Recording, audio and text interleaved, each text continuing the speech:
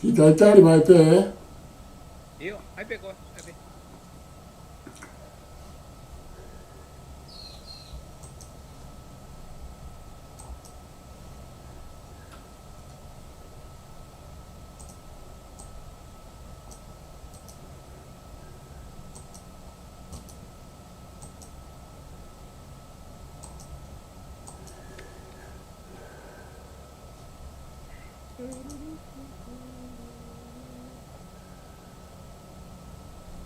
Okay.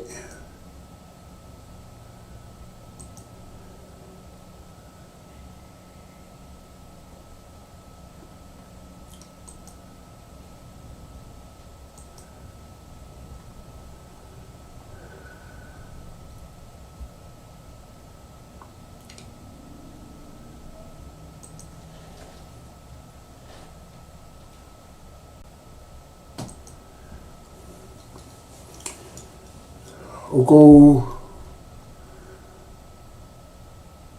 whamalumalu atu he talamalu e whanua lo tūpe mai a ko pe o kou whakaapa ki he wawalo a mo i hono ngahi masani o e tae maha kure a mo e tae haa mai. Kou whatapu atu ki he kakaitupu ai whanuani mo na u kere kere te whito ki ken pelani ke matakari nana wala mo Napoli pe pehe ki Senee ki aia e ko whaafe mo e tangata rea e ahani Isileli tui tawoki ki he matakari tarako. O kou whaturo atu he ki he tahine prinsesi ko lātou fui peka tuku aho ka koe tala whikaulahi a tonga ki Australia o kune mea i ken pelani pa pehe ki ono ka ngā mo ngahi haa kotoa pe ai kautaki lotu ai tonga i ngahi tapa ke he keho kolopeo mana ke mo mea mai ki he Polokalama University o kui loa ko e Kaha'u o patoa ko e ne tuku au mai pia mohono Kaha'u pia ko i heni pia mo Puleiku ke hoko atu a ene tala noa mo e matata langa ki he kaweinga mahu inga ko e ni i he kupu whapolitikare mahu inga ko e ni hene tuku au mai i he tala whapolitikare pa mo historia atonga ka i kai te uto e whaloloa whamalo atu e Puleiku he whainga maari e mo ke te iteu mai ta kaweinga ka te uhanga tuku atu ka te koe ke kamata pa tato ki hoko atu ai pe MALO opito. Malo obito e palofesa pe ko kore ke ufanga i whakataku kotoa pe ko ke atu pe me Polokalama ko ni. Kai tuku mua ke whamarumaru atu i he ngai whakataku ko ia. A kote ko o Senee tanga hei u Polokalama ke he mai o no whakalelele mai ke whengain ke tāu ki he tari o e whehu i ko ia ko hae Kaha'u o e PTOA whae whapolitikare ko ni ki he Kaha'u.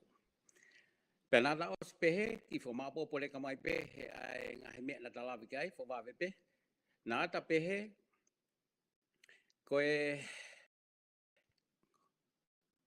halanga fa ngata ai ni na kamata ai Samuel Akris po hiwa na ta to pehe na e to ai kau ai tangata e mea whaka politikare rotonga i University o Pasifiki. Nā ta pehe, e University Pasifiki nā la lere ai nā ne mauai ha matai tohi to ki lolo atu mawhawange ai whakakaukau ko pesala he education. Nā ta pehe, e Polokalama ko ia, nā ne toi ako me he USB a networking skill, ko researching skill, ko skill. Kako ai u skill ko ni mo mawhawange a ene whakaukau ko he ko mau ai ne matai tohi. Na e hiki kotoa pe a ngahe umea ko ia o kamata aki a ene kamata ke sio halanga fono ko ha ko mea e hoko ke ngahe u whakakaukau na ene tala noa pe ane whakotu pe whai tau tipeti ai he USB. I he ne whoki koe tahi wawaru noa ko katoa a ngai skill na acquire me University of Pacific kala kamata leo ke ne sio hau hono apply nga skill ko ia I hene kamatanga tahiwa walnoa. Nā ta pehe I he tahiwa walnoa hangai ko kulau na ta osilawe tau ke te lawe ki ai Koe tokoni mai e kau tangata matao tau he malai ako ko e profesa university ko e na lo au he time ko ia a tenisi pehe ke kau tangata I 5 kau mohaifua kai ta te lawa ki ai tokoni lahi mai ia he periote ko ia tahiwa walnoa to e tāna ki mai mo e whakatu ai matalafo lau kai he tahiwa waluta ha pa koe fuafua Polokalama Mitiafaifio aluhanga tonu ai whakanga ki he lo uho o whakalele o whonua he taimi koe ni. Aluhanga tonu. Kai toi awhe. Ai ngahi whakaanga I enhi ke tono no o whakalele ai puleanga he taimi koe ni. Ngau ea ke taha ai matalafo lau kai. Pea mo hafu ane ngahi talatala noa holo ko whai holo. Mo kau tangata mo kau whiwhine I he taimi koe ia. I he tahiwa walu whaa. Nā ta pehe ai, na kapusi ai tangata pe ngā whakapureanga. Ko hinga pe ko mea nā ta lawe ki ai, ka wai mono whakaanga ai pureanga oe aho e ngai mea kehe. I he tahiwa walu ko e fuafua tai mea ko fotu wai a newspaper ko ni pa ko ia pena ne tā ke kina, ai kamata o e newspaper ko e kere a. I he tahiwa walu fitu, ko whiria a akilisi po hiwa, ki he whare area ai pureanga tonga. Tahiwa walu fitu ia. Pea koe toko tahai hai toko tolu ko ia, na e whiri me kau whafufonga a tonga tapu, I he tahiwa walu fitu. I wafe manima, na e talawe ki ai, na ai kamata ki ai e kulupu ai, te ke me asi ha mea tā kau ke pātoa, na e nau lawe ke tokua ke whakwa ai mea kau ke te me pātu. Na I kai mea ko na I kai kulupe koe na e whiri kakai, ko me ko kulupe koe ke kau whare area pe time ko ia pe a mei tau. Ai ko wafe manima. Mare. He wape manima konga ki mui, ko strike lahi tahaya ko whahau ka pureanga tonga, kau ngau e whakapureanga. Pea koe ne hekai ke te lahi talawe ki ai he Polokalama ko ia. Pea koe nau whie mau ke hike nau wahai ke pesete fitu noa ke walu noa I e taimi ko ia. Ai ko huingai e tau mua strike ko ni. Ka he konga ki mui ke lele ko ni, hena e lolo apito ai tukunga au e ko ni. Kutoe asi mai ai whie mau ia. Ke toi mua representative ange ai pureanga tonga. Kamata ko hiki wahenga pesete fitu noa ke walu noa, asi mei mui ai toi whie mau ia I he kau strike ko ni, ngono kau supporter, ke toi mua representative ange ai pureanga toa, ko e fuafua taimia ko asi ai mea ko ni, ai whie mau pe kono whakare e taha, ke mua democratic ange ai pureanga. Ai ko strike e wafe malima konga ki mui. Ko mea koe na hoko I ai, pa koe outcome e strike koe, na mao e nau peseti, koe na nau kore ki ai, ai ono noa ke fitu noa, hiki wahenga ko ia. Pea I kai ngatai, ko toki fufua tai mea I ko, ai ana tau pepe koe palomesi, ai pureanga o hono oe aho, ke review e koni stutone ai pureanga, ke toe moa representative ai election, pe koe fonga o election ai kakai ke whalearea ai pureanga tonga. I he wanoa ono, wafe mao no, wafe mani mai strike lai koe ni, wafe mao no, koe tutu ia o nukualwha. Penata nofo ake whakaosi osi ngai Polokalama whakamui, koe hā koe uhinga. Penata ke lawe ki ai, pata lawe ki ai, ko inga ko I kai ke whakahu mo pe tari, ai palomesi ko ia ke toi review ai koni stutone, ke mua representative ange ai pureanga. I kai ke whahangau e ki ai, pe a kata pe kulawe I ai pureanga ko ni hingo o Filet Sevele, ko ia na palemia time ko ni, pe ko tupunga ia, pe ko me principal course ia, o e tutu koe, mo whakaahua na e whai, mo tae mahino na e whai I nuku alofa, he wafe, mao no. Aia koe tatari ki ai, ko hono inga, ko ikai koe ke tari, ai mea nai palomesi mai, ke toi whakotutu ke moa, representative ange ai pule ai whakalele o Puleianga tonga ai kutau te whito ke whiri whare area mo he hafua umea ke ta toi lave ki ai.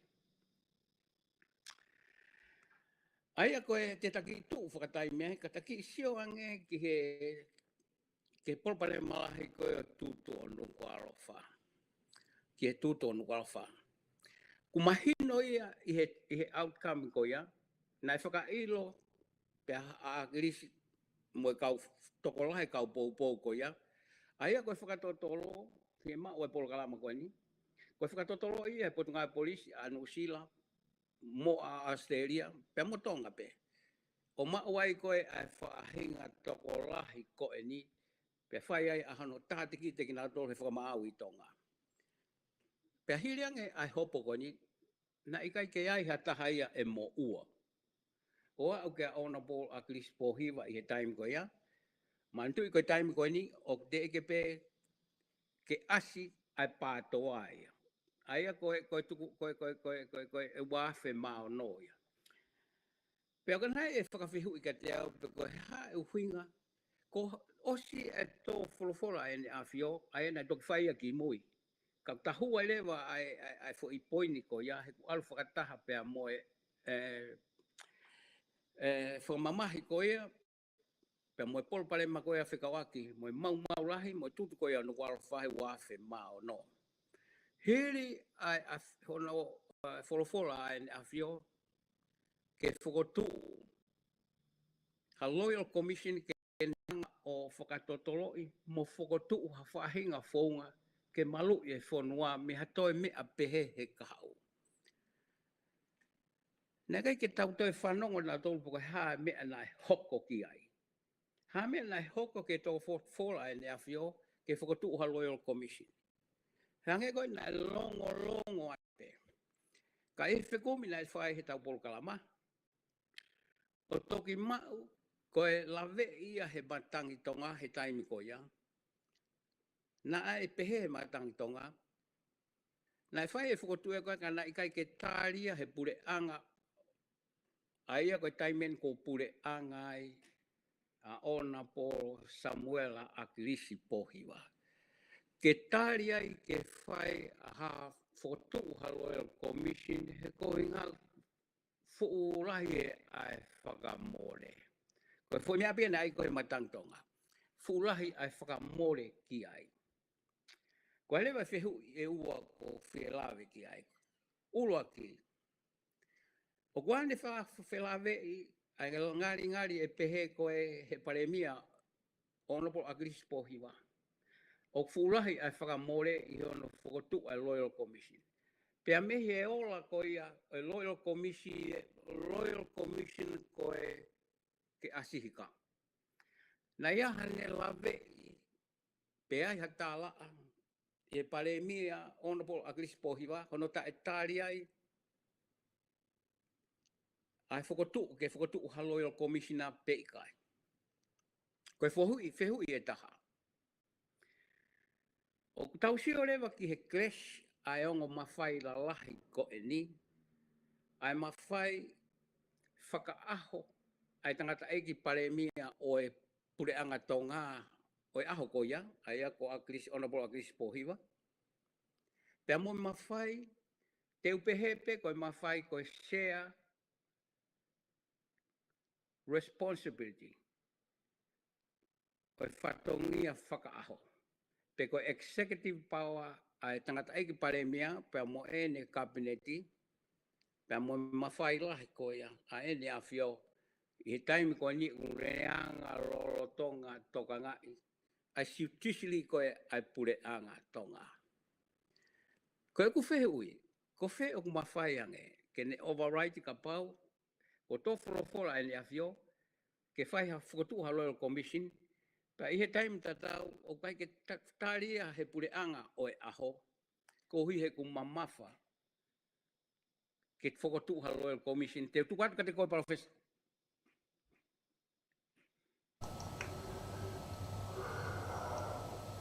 MALO apito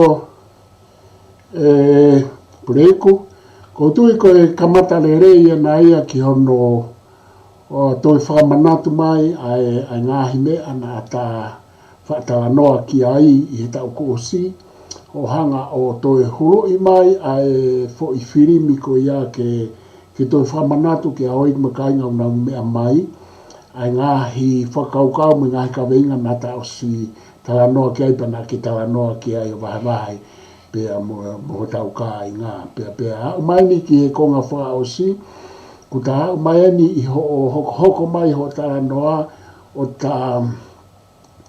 ke hau o ta umaini ki he tutu ko nuku alofa pea koe mea whalolo mai ana e hoko ka wosi ilo pea talawe I ano ngahi nunua keke pea mo ngahi mea na ne hanga whakatupu mai ka koe ngahi whehu I koe ni ku ke hanga o tuku mai kutui koe ngahi whehu I mahu inga au PTOA pa ku ke hanga o miai ai he funga ngahi whehu I koe ni e Puleiku ai anga tu ai ngahi mawhai I whewahewahe aki mo wheta ofi aki ai mawhai pure separation of powers he koe konga mahu inga ia o pure anga whakonistu tone hawhainga pure anga whakonistu tone pe mo pure anga whatemokalati pa koutui koe ngahi whehu ko ke o mai mahu inga ia ke tatoe alo ki ai koutui pe ku ke teu ki ai ke tatoi ki whaloloto ka koe fo I whehu I wha o sina ke tātuku mai aki ai whefu siaki mo hange o ku whetō kaki pe to tonu nai ke tau toi whai hasio he ku asi mai I ai koin ke ai Royal Commission po ke commission na whakatui o ku malawa ke tala mai kabineti mo pare mia ki he tui, hei kai ke whakahoko ha ne tō whorofora, o ki ai mawhai pure ko iai anau tō, o ka pau ia ngahi uhinga lele. Ai koe uhinga ena na o mai, kai ki aha paanga whe, ia ke fwoi whakamore koe ni. Neongo, koe whakamore koe ki hano ai ha komisoni whakatui, komisona whakatui, o ku mahu inga ia ke whai a hono whakamaa, mono whakamaa wapo lelei ki he taha kotoa pe lelei ki he whonua ke lava ki tau hoko atu. Puleiku te uwhafo ke atu ke hoko atu, he koe ngahi whehui koutui ke whaamu ke tato hulu hui whai mo ta whanonga I MALO au bitu. E ko te me e taha rotonga e ta whehui ko ia. O wai whuke longo au kau ki ke separation ko ke mawhai ko e aene a whio ke ne hanga o ai mawhai ia ki he whakalere pe ko responsibility ki he hugely ke appointment ko e kau whakamau etc. Ai rotonga e tipeiti ai pa koe pehe koe outstanding issue ai pehe whae taha koe hori ai whaha I koe ia ai pātoa kakato ai mawhai ia whio koe fwoi tau tipei koe te tato ki lawe taua ki ai a mu. Mari.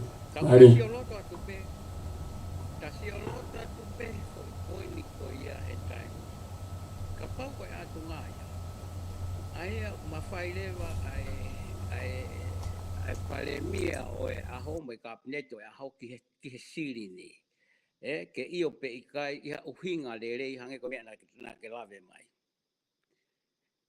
Ka paulewa involve pe ku kau hataha I he puleanga lolotonga I hono palani me hono whaka ai o tutu o nuku alofa. Ko isiu mahu inga ia pak ton ke whahe ono whakaukau he time koe o tau ti peiti ai mawhai whakao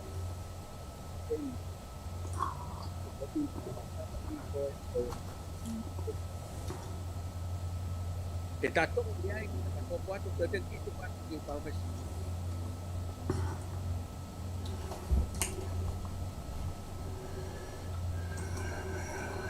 Ia koe kasaki. O koe whanga kupu he konistu tōne Puleiku Ko mahal ko kupu ua noa pe ua ta. I ngahi kupu ko ia he ko ngā ulu aki. Oku nehanga o whakaha mai ko ke mantulele kupu. Ko e whakangofua ko o e paanga. Aia ko e fo i hange ko tala noa ane nai. Ko e tāria ko ne o mai e paremia ko ia samala Crispo iwa. Mo e kabineti kai kia hapaanga whiunga ke whai ake whi whakatotolo. E whi ngā aue. Ke whakatotolo i koe tutu. He koe kupu koe ko ni stuto neu ne tala mai koe whakaata koe paanga. E whakahoko mai a he minista pia mo e kabineti. Io no vai mo no re vai o paanga. O whangofua e whare area. Pia mo e nau tālanga e mo e whare area. O a whangatuku mai. Aia koe tuku ko iau maari. Ho tala noa ko iau. E koe kuhinga ko ne maari e. Ko hinga he kai lava hame aia whangai paanga neongo ka pau whakaamu pe whinangalo ki aia ne awhio.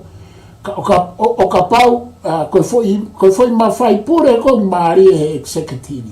O ka pau he kai ke loto ki ai kabineti pe e tala mai he kabineti ia. O ku i kai whiunga ai taupaanga pe taupaanga tarifaki pe koe hano whainga whakarea.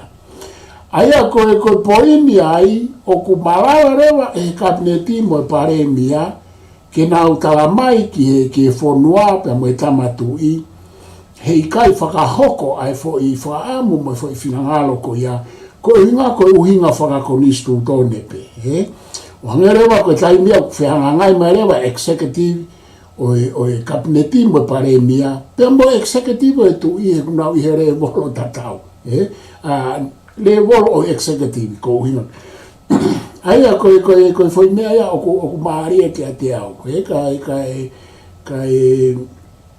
ka ko mea ko ki ano pehe pe ko hai uhinga mo oni o uhinga ko ke lava fa totolo ko mea ke ka te fa ke atu e Puleiku ke hoko at MALO. O te tato ia taki taime amui ke tato e foki ke wā ko ia responsibility overlapping ko ia o executive responsibility. Ai le pale mea o le kabineti ko ia. E koe ko ngai o executive responsibility okay tau ia. Koe overall o mea o tala noa. Koe mawhai koe ke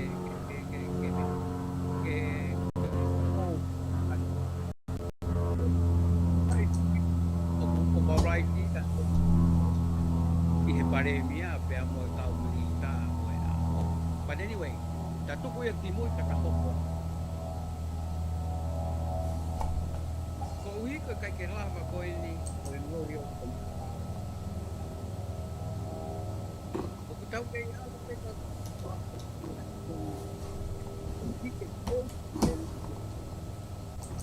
te ke tapuni kalele e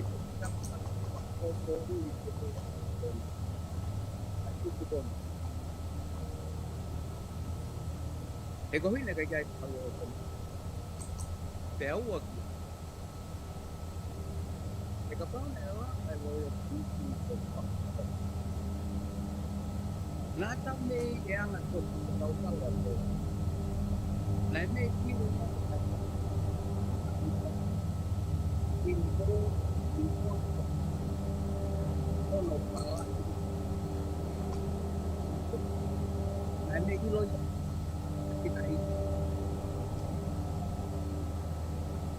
kako ese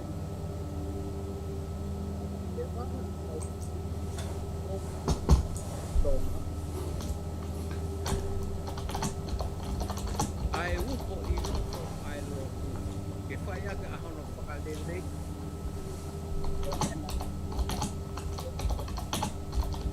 o mami ko e digo de hello ko now especially at pakin o pure e digo mi ai hai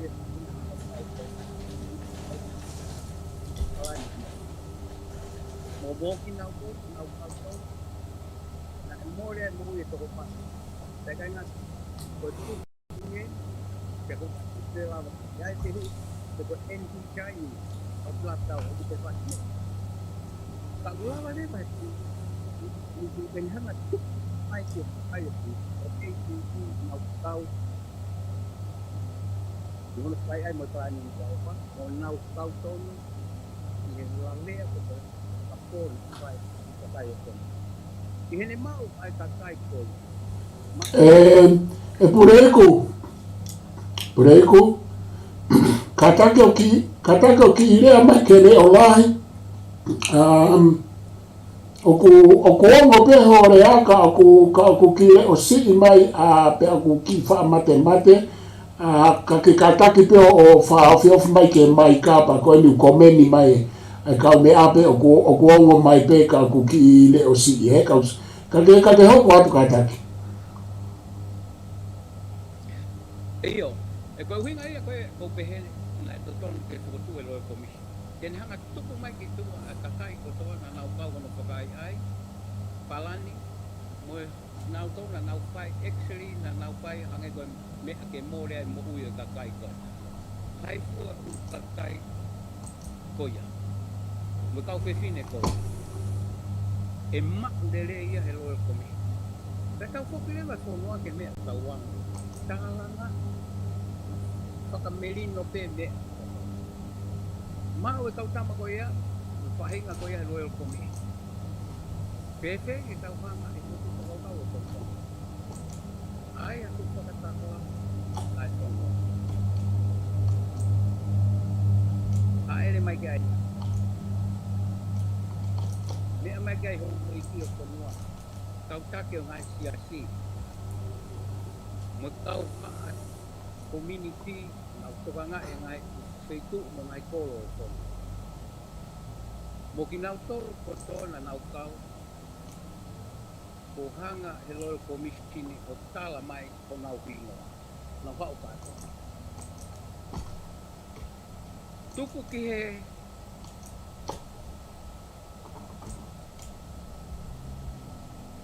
ke uraki whai ai rea ai kakai na nau ruki tono ai a whakatamaki o koe aho. Kau pisi si.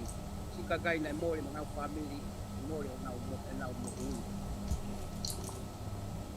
Mo hai fua na e makrai gai ai mau koe aho. Tuku ke nau talanoa mo nau rea mai na mea o koe.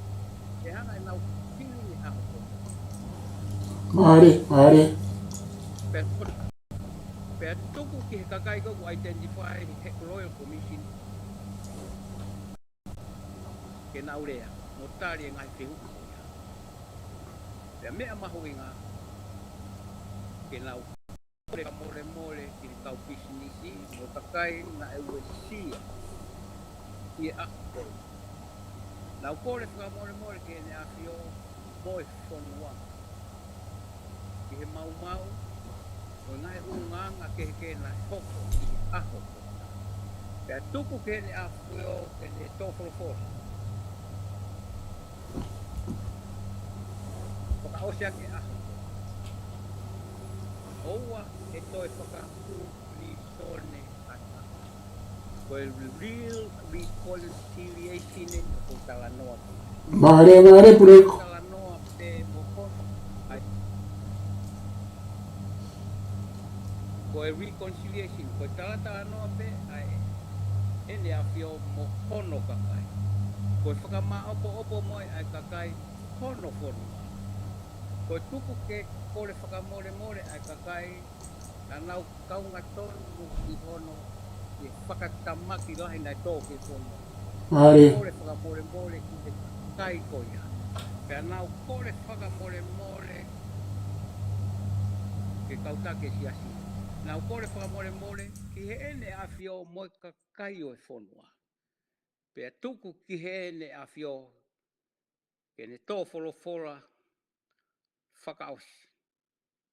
O kau ki he tutu koia o nuku arofa. Pea ko ene osi koia. O kou tui he kai ke toi tosi koe o ku kona koe ai politiki I tonga. He ku tike close properly e for gays koe ni. Toxic poisoning. Landscape, political landscape, I tai ke sai. He ku te ke whai hono ku whakarerei koe ni. Pe aku I he ta whakatutu, whakakaukau e tonga. Pauna e lawa, e noe o koni. Pe lawa I ki whakatu whakakaukau koe. O koe e tui e tau Polokalama. E ki lelei ange ani pe waha I te whakapoto ange ai tau ki peiti o kupai. Pe lava lewa ke tau alu ke mahino koia. I he mahino ko ei mopi ko nau kore whakamonua. I he mahino ko tari e ei mopi ai ngai mea nai hoko ke nau ngai pukunuku. Ai ngai mea nai hoko nau whanui. Pe mahino ko ilo. Ko tari he ene awhio. Moi kakai o whonua. Ai kore whakamore ko whai. Pea ku whai ai whakalelei. Pea laka lewa ai whonua ki moa I he tauti peiti o whakapoto. I he rea o ku ikai ke kape. I he tau wā whakawhamiri kehe I tonga. Ko tau whakataha. Pea tau aluai esa country ki moa. I he au whangatuko e whakataha koe ni. Pea moe tō wholofora a ene a whio. Tukatu koe professor.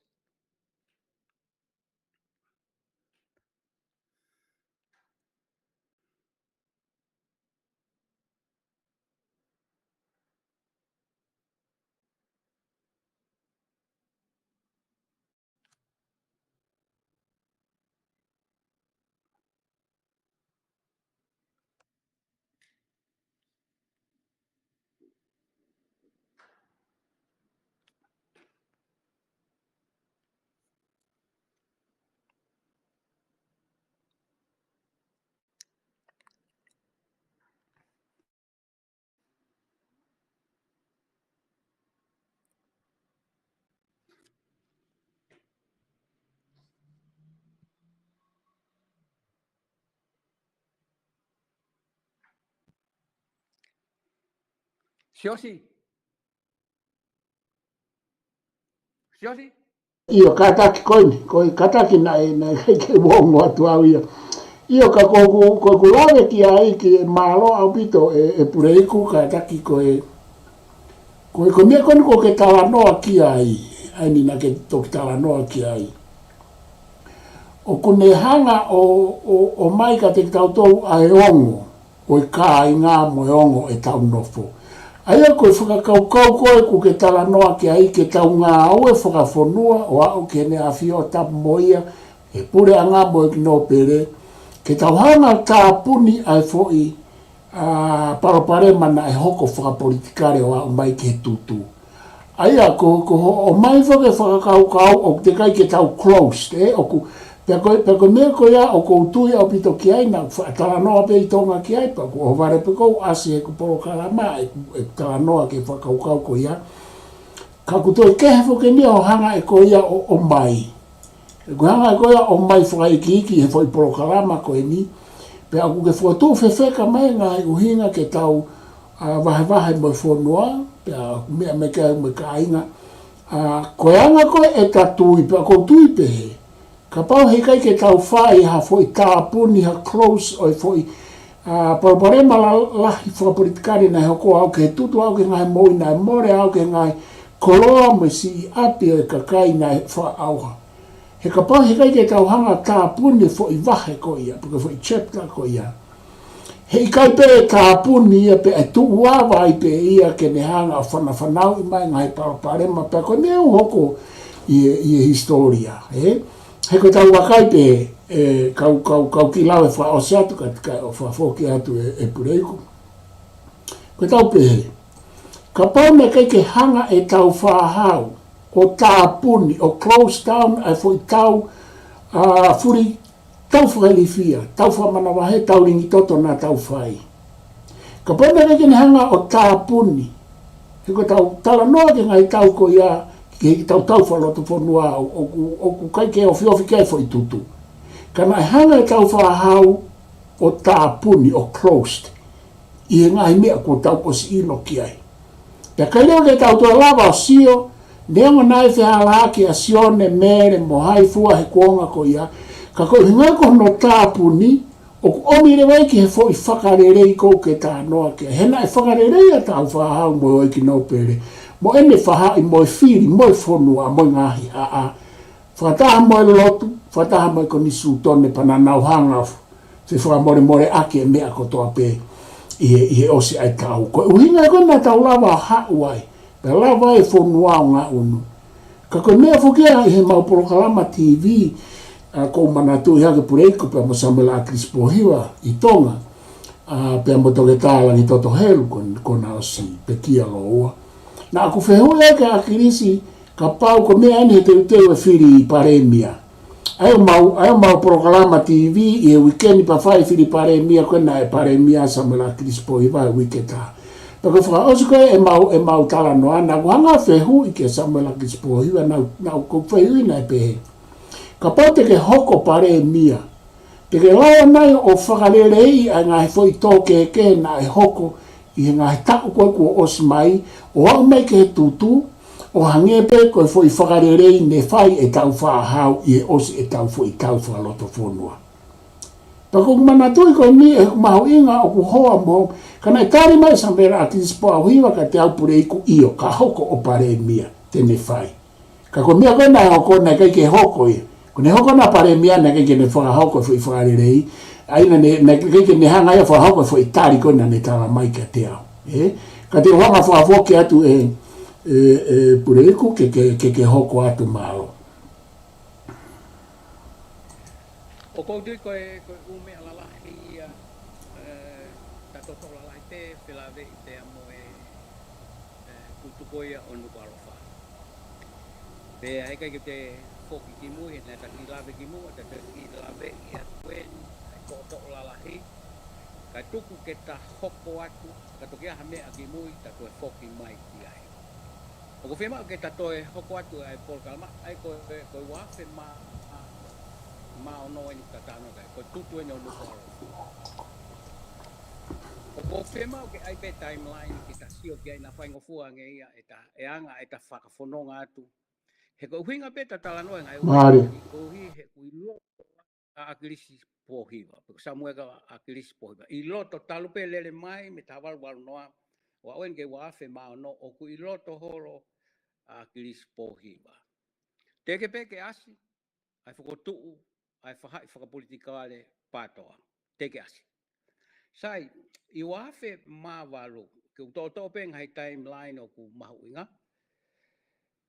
Nai toe whiriwharearea koea toe ui, pea toe whiripe o mao e akirise wahenga koia, wahenga kolomotua.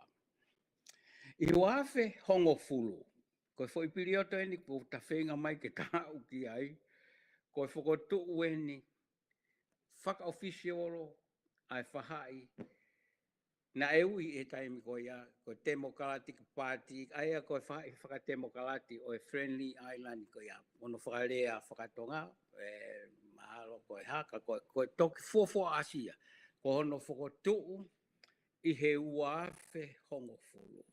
Ka pate ta whakalau mai timeline ko ia, uafe hongo, ko e tahiva walunoa, tuuta akirisi me USB I Tonga, aia ko ne kamatangau I Tonga, tahiva walunoa. Me tahiva walunoa, ke wafe hongo fulu, ko taue ne tolu noa, me hene tuuta, pe alava ke whao. Ai whai whapolitikare koe na iloa, ke whai whakatemokalati. Ka neongo ne mahuri oro, ka koe, ono tamata ia. Are. I te wafe hongo fulu. Pea koe whauwhai wafe hongo fulu, koe te uia koe, te whai wharearea I he taho koe, ai koe whiri wharearea whonua. He kohi ko lava ko tutu, koe liriu whakapolitikare o e taimi te tuuai e palfesa. Ia koe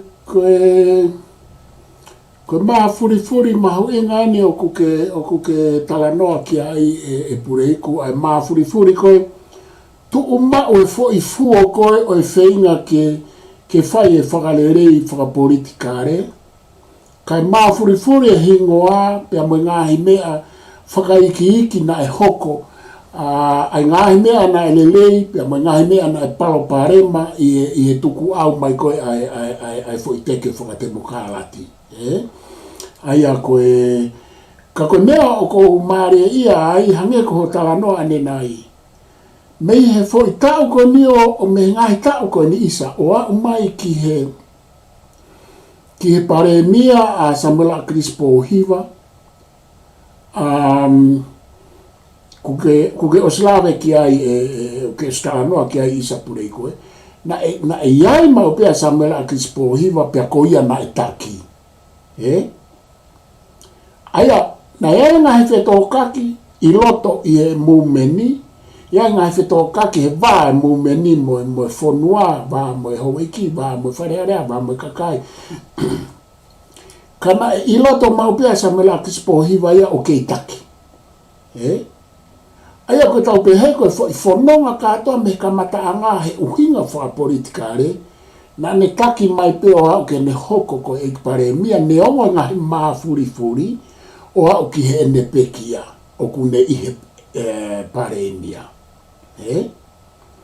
aya ko mumeni ia ne e hono ngahi haa pe hoko mo e tutuku ke o stala noa ki ai pa te tato e sio whakaikiki ki he ta whakaamu ke whonua ke whai ha whakalerei whonua ki he mea ke tau tāpuni ko e mea ke tau teke e tau tome ho Polokalama me ta Polokalama pe mo lo au pa tu whai te riha ai ho eiki me take whonua te nau whahoko pe ikai ka koe anga e tatui ki he mea ko e tutu o totom ke tau tāpuni ai ngai paraparema ko ia aki ai foi fe whakalerei a ke tau kau tā nota tō he lotu e reconciliation e whakalerei ha mo e ha i lotu pa whai mga hi conference mo e mea ka te kai ke tau whakalerei foi parapare malai koe o ku tau kei parapare mai ka koe ku whoki mai na kei Samuela Crispo Hiva peo hao ke ne pekia neongo ngahi wheriri waki pia na e taha pe whanonga ia ai patoa taha e tau mua, taha e whanonga, neonga nai kakai nai tuku ki tua e kiris, ai kakai nai ne puke, ai kakai nai hāfua, au ke whakaiki ki, ka nai ke itaki pia Samuela Crispo Hiva. Ai a koe tau pehe rewa kai whakafoki ai. Na e uhinga pe mau ai fo i mumeni ia, mo ene malawa e umea lahi, tuku ke hange ngai poupou mei tua, koe taki a Samuela Crispo Hiva.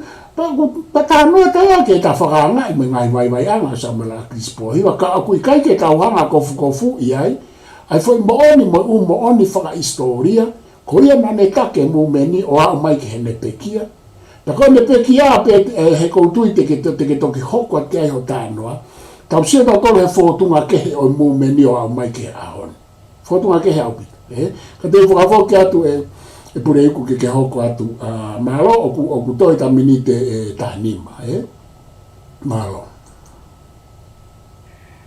o ko tui koe he time ko ni pa ke roto ke toe la pe i ai ai me hoko atu he koe me ko ni te ta hoko ki ai ko hono explore ai Puleanga a kitisi ka hanga siofi ange Mare ai mari mo vai anga ai Puleanga akrisi. E koe ni kōsi whakotu a pātoa, mai te mokalati. Tau sio ange ki he taimi koe na nau i he Puleanga. Tau hangange o whakatatau, ai ngahi i sone koe e tangata iki, mo mai pātoa, ki he ngau e na nau whai lolo tonga e tau e nimu. Na nau i he Puleanga. Ai ana hangi koe mea na urawi kai, koe taha uafe taha wha, ko whiri ai a Crispo Hiva koe paremia. O wai ki mea o kui loto ai, o ki mention pe he te tato e whoki. O taimi lai Puleanga ai a loto i waka. E ku kei whai tau ki pei. Na e tō whakakūro, e Puleanga a loto i waka no, ai whakotu. O whekau aku mo konga koe a executive power koe a ene asio, a ene responsible ki he whamauanga. E while kau whakamau, appointment commissioner police, standing keno, mo hafu. Ai ke whae ai kau kei ke taimi ni. Na e os whakahuia he pureanga o lotu i waka. Ko e pupoini, ka puna e whakahu he o pureanga ai o lotu i wano mo hoi ki no pe. Pau pe o pureai te a chance ki pai tata no mo tata no ki ko tupu ko ia nini ko. E kuhange kau wai ni te lawe mo e executive power a ene a. Kai ke ko mention pe ai ke ilo i he whakai, na e os whai a ngā o ki ai lo tu wakano mo te pure anga te na tari mai ke toi whai ange ke keri whai ange mea e talu me ai kai ke tari e whiu to ia hoko hake ai pure anga o hapiri stonga te kai whak ngā o ki ai o au ki hoko sai kuku ia ki mu ki ta toi lawe ki o kumahu inga i he tatao tāno i ke tatao tāno pe o lewa hano lawe ki ange o e ko pure anga o no ko hapiri hiwa te wafe ka kai tu ke ta ki to i Polokalama ko ni ko ke ta o ki okasio ki ange ha ailelei pe mo ha to vai anga e pure anga o hapiri to hiwa i he wafe ta fa he wafe ta tahahina wafe ta fa o ta ue nim pe ko ne lo anga pure anga no ta ke kina fonua ko lahi ange ai whaka pe lahi ange mo oni o e whaka ka ko kai ke roto ke lame i ko ino e kai ki ta o ke ahe ko ne osia ko tu te talawa lewa ke ta of ke ta tari lewa ai whihi ko e ka ai whakahaku o wha e whakapolitikai ko e whāto ka ko te tuku e atu peau na ko ha mea heni o ke mehe ke ta pilave i kai ni ngaku te hami te ta whāko ta tōwe tai mini pata o ki ai kai te uki ta tu pe e introduction ke ta Polokalama o kōkua. O koutui, hange pe mea na talawe ko. Talu pe ai whakaanga Samuel Agrisi ta pureanga o e aho ene hoko hake. Kamata pe koe ene kamata ke sononga ene whekumi whakawhalearea ke anga ene tono no e pureanga o e aho koe. Te alahi e whakaanga. Pea ngai whakaanga e nai mōna. Pea ngai whakaanga nina e vai. Vai ai anga no build up a point ko ia. Ka ia kai mini ko na pureanga. Nana hoko ke pureanga koe mea ko pe mana tu i lelei. Pea na aku fia he kamataanga o pureanga o ono po apisto. Pau te ke mana tu na e mea holo pe ai whare mea ia lahi ne lue lalo pe ana me whakataha ki whatairi nuku alofa pe. Pea pe ne ki ka ana koe ki ka kai ko ka fo tau bebe hanga ki ka kai ki kai ko hanga ki motivi kana ane fai hol si ane fononga holoi i time ko ya ko tahai fo kia o me ana ane lave ki ai he tala noa o ko i lo in lai fai mo ya mo tau ti peiti na mau whakao ko ai ngau e lele ia ke whatong ia fai toton ke whatong ia pa ko tui nai uho roto i ai ko hea mea ke ne ngau ea kia e mea lele a pureanga, uto he pureanga. Kai ke toi ha wheitu e ne mea takai holo ai. O au ke mea ke e ne whoki ki hono a pinofoanga. Nā ne tau ka po i ke tau katoa e u mea lele a pureanga. I ngai ofisi ke a pureanga. Hoko pe ni mata ki taha kau minista me ato heka i ho o mea lele. Tuku e mea lele a pureanga kua ose ngā ue. Koe mea lele ia ko ia, koe mea lele ia i he lolotonga ai ngā ue ai pureanga. O kui kai ko mea lele na i kai te ke whakatau, na i whakatau aki ia e sirini ai pureanga. Pea ko tui koe i misia na i kamata, pea nāku, te tānoa pe ko experience ki ai. Fia lahi mo nāku. ko lavai, ko ne hoko ko e palemia e whonua, ko ne tahai e u kawenga ne kamataki, ne kawa e mea lere. Nanga e whakawhewheka apito e ngau ake e u mea lere. Peneongo nei toki au aloatu pepe nei hae loloa ko ia kutoi foki pe ai pure angai o akirisi kau minista mo ai. Mahalo ko pure angai.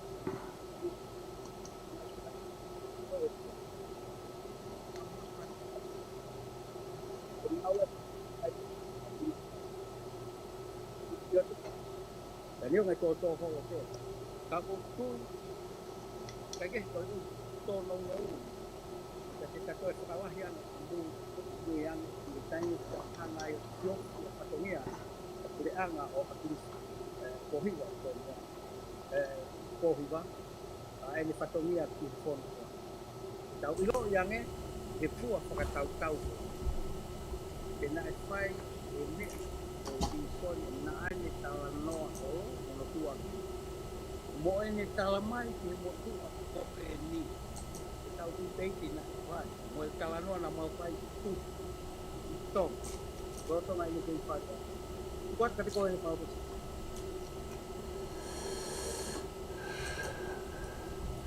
Malo Vito e Puleiku a koutu ta mai ki konga fa osia e ta Polokalama pe te ki lave no pe kuia pe to fa fo ke fa ma opo mai ko nga mea mahuinga ni na ke to kitala no mai ki ai ho feinga ke ha fa ta tau ho bo fa ta no ko USB mo akirisi ke anga e fonga ke fraere ke e hataki ai pure anga pena ke toki talanoa mai ki na ke sio he kamata mai ai pure anga a krisi hene feinga ke whakafotunga mai ai pau ke whakasisi e whakamore i ene mo uipe a ana pea ko e hange ko ho o talanoa ko e toe ni ko e ne hoko atu ai ke i tau kui fo i mea ko ia he whakarere pure anga ai a te tatoki hoko atu ki ai ka koe ko mea koutui o whawhiwhia ka te koe ko ngahi mea e na tala noa kia akirisi i ho mou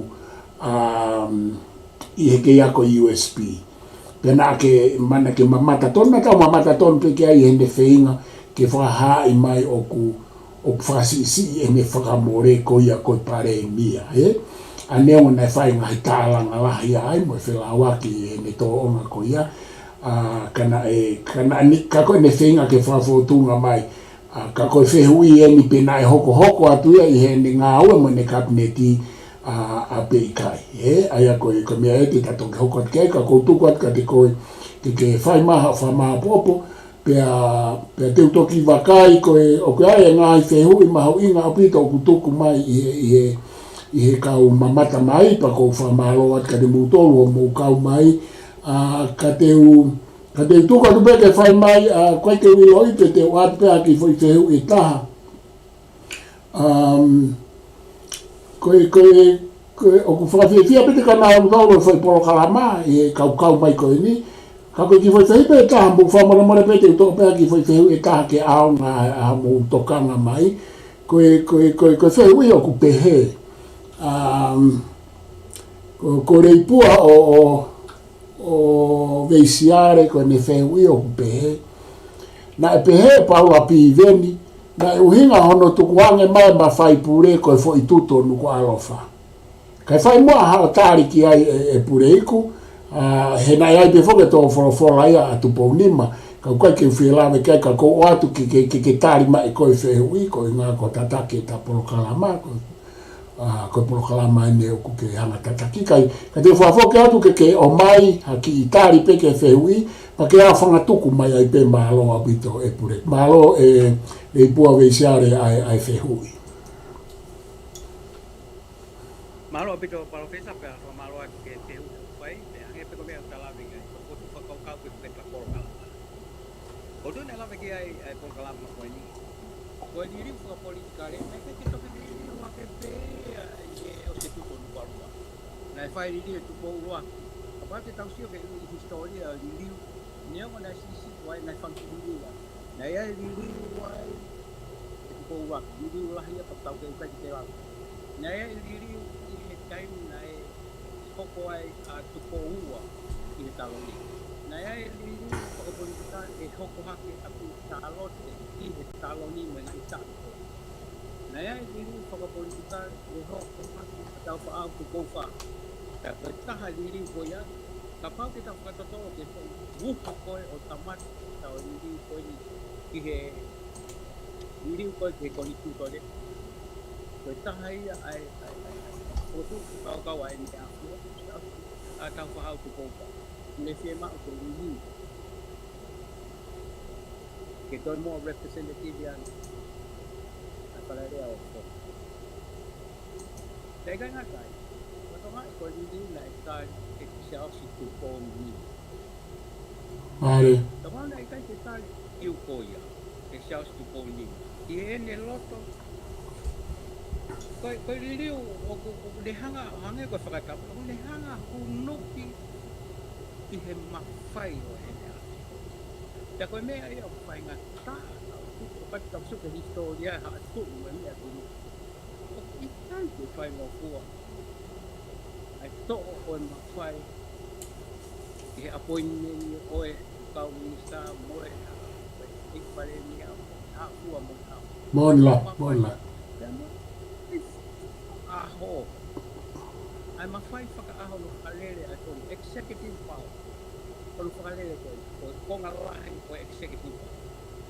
Sai. Koe liriu ia politikare koe tonga nai whorope anu. Koe lere mai e ka honga. E te hatu.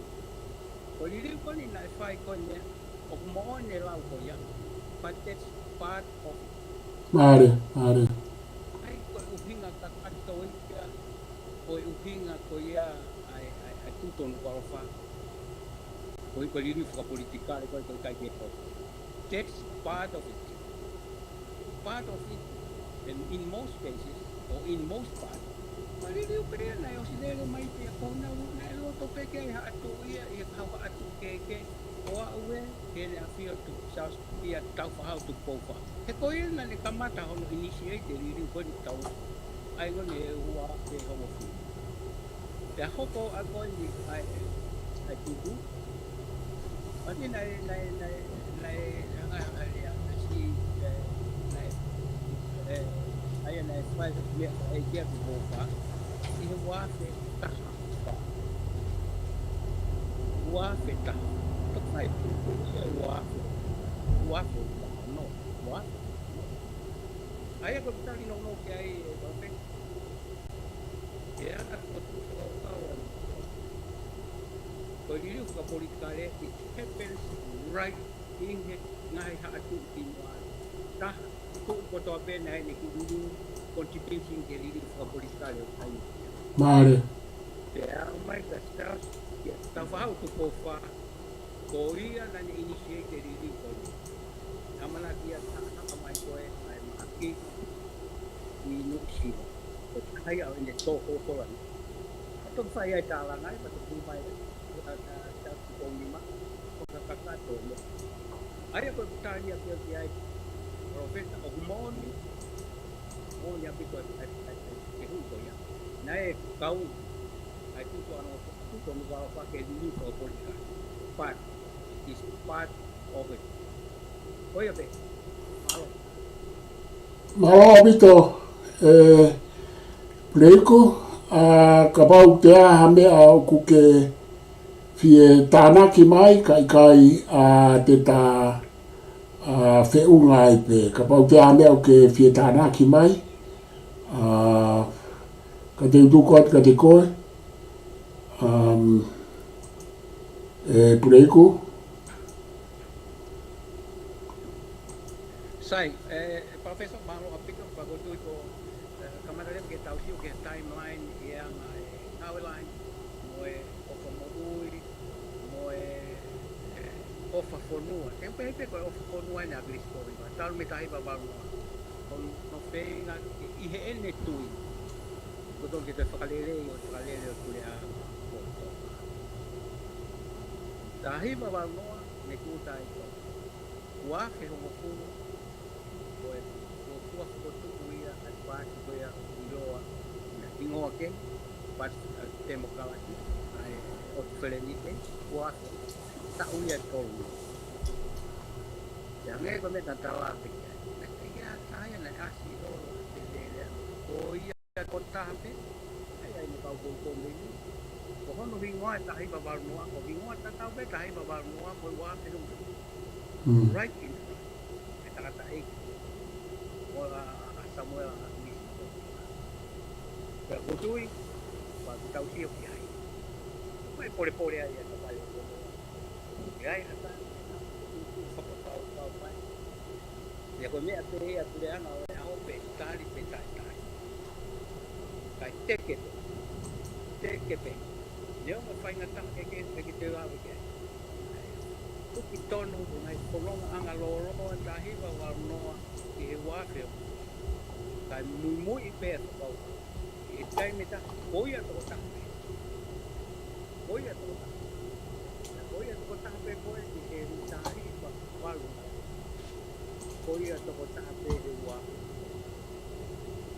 ya i he ko wa se ta wa koia to ta pe na pa te mia a te mukala to te ko enelea mo ne fili hata ke kantite koia pena fili kai nei koia pena fili kai te ke ai na politician i tonga e tari te kai te mana koa pe he kau kai Samuel ni ko Beneo mo atete alha ko malbi wahi apito ana kita ya toma ai tai me dang mo ne pule ama ai tai me dang mo ne aku ta ko hala na sononga na kai ke fai no ka te tato ki foke atu e Polokalama ke hongo e ta shoki a nge ai fai patongi a ko ia ono po at least po hi ko hoko ko palemia ai kono he wa ke kafa ko pakatatao ki he me ana ama me ana aku ilo na fanongo lele ki ai ngai te waki mo fotu ko kau e tana ki hala fononga ke fa tembo ka malo apito e pa ngamari e palo pesa pa ke to Malo apito e Puleiku pe o ko Falevavanga i pe ai lo au mo tau Polokalama mo to na ki Falevavanga ke fai ha fa malo lai ka te koe i e teu lelei pe a mo ngai whakakaukau mahuinga mo matuitui mo whakalanga mai ke tau toe ako me ai pe a tau ngā ue atu mo i whakaamu ke whai ha fo i whakarerei whafonua ke tāpuni ai fo i palapare malai whakapolitikare pe a mo fo i tutu na e whai hange pe ko ho whamatala ko ina ke whai ki mua ka ko ofalai at ka te koe pe ki a langtoto mo i whamiri pako ofa ka te motor ko tope mo mea mai mo tanak ma mo ngai whakaukau whamalo ngai whehu mo ngai whalotolai pia mo hanga tuwha ke te tau Polokalama ke ina sai ma whahinga ke hepe ke tau kei whea ko aki pe o ki kai ke uhinga e tau tui whakapolitikare ke tau whetu usi ai mo mawahe ka aku tau ke whakapolitikare ka aku tau ke nofo pe a ka inga nofo pe a ha nofo pe a whaahinga pe a kou whamaro la he atu tatau atu Puleiku pe a kou tatau atu matatau atu ka tiki motou ko toa pe mo mea mai moki motou te mo mea mai Kaha'u ka tau toki pakai ho tau e wheka tau whaosi ai malo apito malo